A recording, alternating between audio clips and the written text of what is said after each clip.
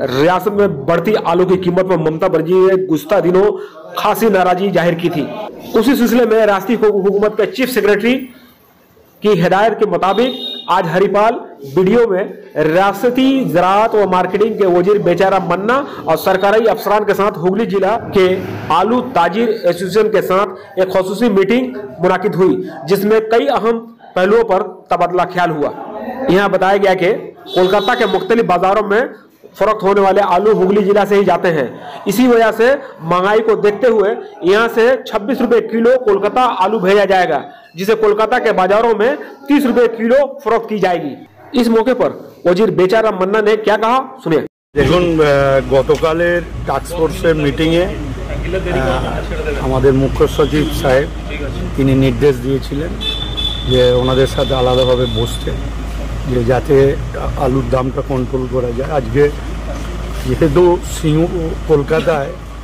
কলকাতার আলুটা বেশিরভাগই হুগলি থেকে সাপ্লাই হয়, সেই জন্য হুগলির সমস্ত মোকামের ব্যবসাদারদের নিয়ে আজকে আমরা বসেছিলাম এবং ওনারা প্রতিশ্রুতি দিয়েছেন যে পাইকারি রেটটা একদম 26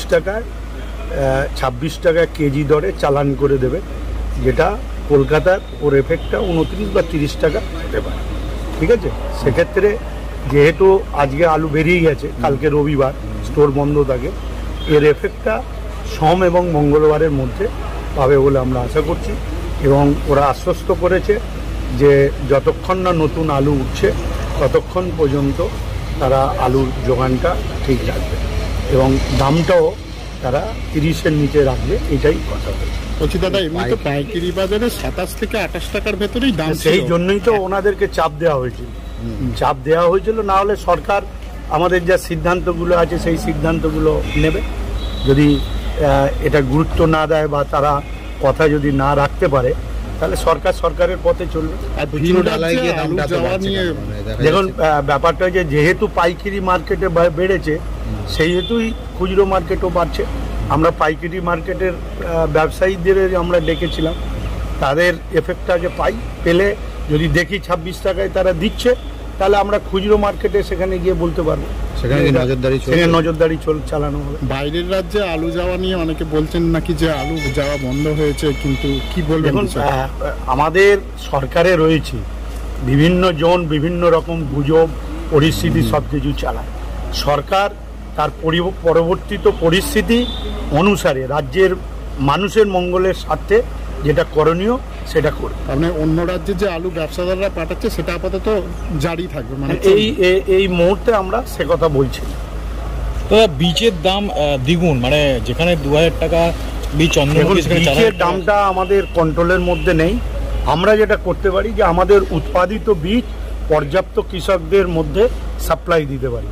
এখন পাঞ্জাব থেকে বীজ নিয়ে এসে কিছু অসাধু ব্যবসায়ীরা তারা কালোবাজারি করছে, সে ব্যাপারেও আমরা নজরে রাখছি, জেনে রাখবেন। কিন্তু আমরা এটাও চেষ্টা করছি যাতে কৃষক রাজ্য সরকারের কৃষি দপ্তরের উৎপাদিত বীজকে বেশি করে ব্যবহার করে। অন্যদিকে সারের কালোবাজারি হচ্ছে বলে অভিযোগ। না, সারের কালোবাজারি কোথাও হচ্ছে না। যারা অভিযোগ পায় তাদের লাইসেন্স পর্যন্ত বাতিল করার সিদ্ধান্ত কৃষি দপ্তর নিয়ে রেখেছে এবং ইতিমধ্যেই 1-2 জন অভিযোগ জানিয়েছিল, তাদের বিরুদ্ধেই কড়া ব্যবস্থা নেওয়া হয়েছে। এবং আপনাদের মাধ্যম দিয়ে পাবলিককে অনুরোধ করব, কোথাও যদি এইরকম অভিযোগ থাকে সরাসরি আমাদের কৃষি দপ্তরের ব্লক আধিকারিক, জেলা আধিকারিক, এমনকি রাজ্য আধিকারিকদের কাছে বা আমাদের কাছেও টেলিফোনে জানালে আমরা তুরন্ত ব্যবস্থা নিশ্চিতভাবে।